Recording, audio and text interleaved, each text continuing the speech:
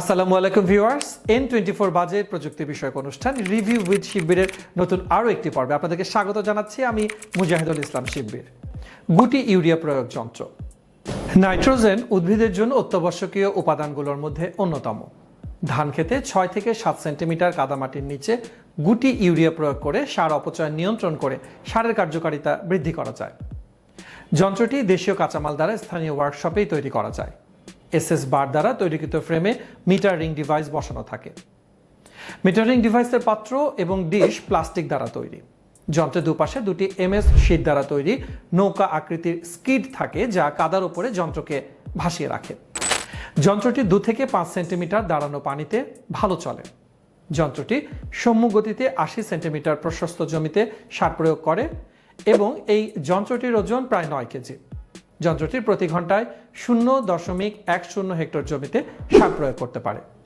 এই যন্ত্রটি চালাতে খরচ হয় প্রতি হেক্টরে মাত্র 700 টাকা এবং যন্ত্রটির বাজার মূল্য মাত্র 3500 টাকা। স্বচালিত শস্য কর্তন যন্ত্র। বর্তমানে বাংলাদেশের কৃষকদের ধান গম চাষে যে সমস্যাগুলো রয়েছে তার মধ্যে ধান বা গম কাটা একটি অন্যতম প্রধান সমস্যা। ধান বা গম কাঁচা মৌসুমে কৃষককে বেশ কয়েকটি কাজ একসাথে করতে হয়, যেমন ফসল কাটা, মাড়াই করা, ঝাড়াই করা, শুকানো এবং পরবর্তীকালে ফসলের জন্য জমি তৈরি করা। কৃষক শ্রমিকের সংখ্যা হ্রাস পাওয়ার এই সময় শ্রমিকের তীব্র সংকট দেখা যায়। এই সমস্যা দূরীকরণের জন্য যে সচলিত যন্ত্র উদ্ভাবন করা হয়েছে। এই যন্ত্রটি দিয়ে ধান ও গম কাটা যায়। কিছুটা হেলে পড়া ধান বা গম কাটা যায় এবং জমিতে কিছুটা পানি থাকলেও যন্ত্রটি ডান পাশে সারিবদ্ধভাবে পড়ে, যাতে ধান বা গম সহজে কাটার পরে এটি আটি বাঁধা যায়। প্রতি ঘন্টায় জ্বালানি খরচ মাত্র 0.6 লিটার।